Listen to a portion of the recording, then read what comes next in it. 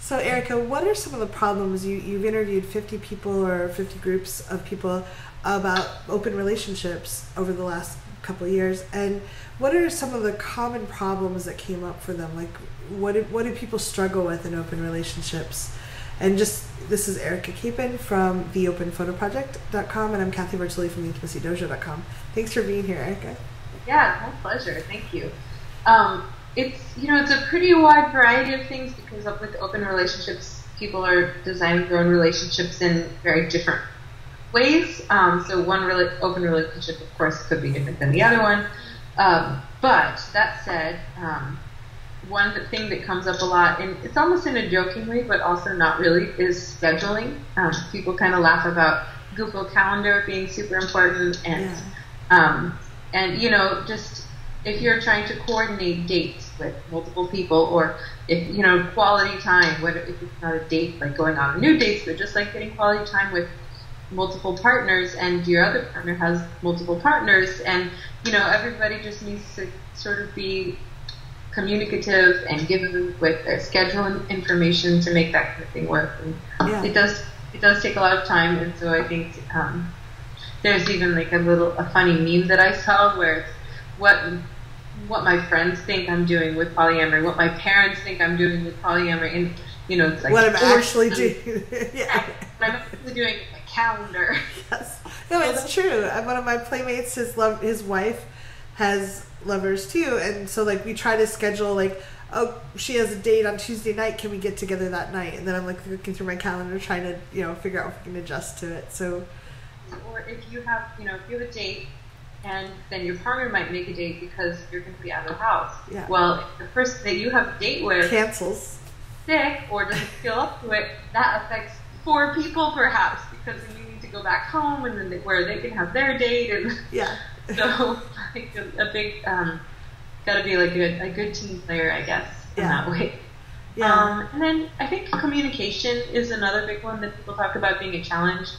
It's I would say a lot of times it's a challenge in a good way, in that people end up pushing themselves to get to increase their closeness and their communication skills. But if you're having a little bit of a hard time communicating, or if something's not clear, that can be really throw a wrench into things, I guess. Yeah. Well, I coach people too, and I'll have a couple talking to me about how they want to improve their relationship by bringing in a third partner, and I'm like, figure out your communication stuff first, because it's like having a baby. It's like, it's not going to make the communication problem go away. You have to have super good communication. Yeah, super on point with all that. And then I would just say maybe the last one that comes to mind about challenges is maybe assumptions from people who are not in the relationship.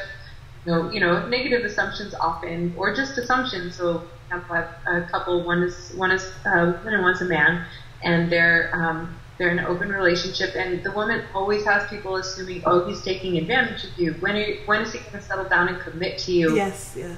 And it's really insulting to her. It's like, well, so you're saying I don't have any agency to say if this isn't also something that I would like, Or, and I'm just waiting for him to see the light and come back to me. So it's so assumptions that other people have, really just out of lack of knowledge and awareness, but they can be either annoying or damaging to just have to deal with on an everyday basis. Absolutely. But the YouTube channel that we have for the Open Photo Project, I've just recently organized into playlists. So one of the playlists is challenges and favorite things. So if I ask someone about what are the challenges or what are their favorite things about their non-monogamous relationship, then I put that up on the channel. So I may have not remembered some important ones, but they would be up there. Yeah, wonderful. So I appreciate you sharing, and I so appreciate all the people that shared with you too, because it does help us all when we learn from each other. I'd rather not make all the mistakes myself. I'd rather try to learn from other people, and also the celebrations, the things that really work.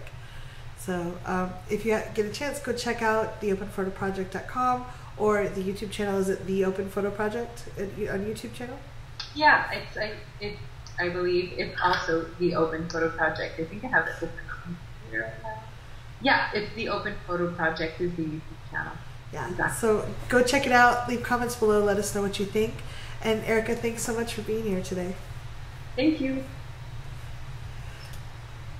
Come back. I lost the page. Come on, there it is.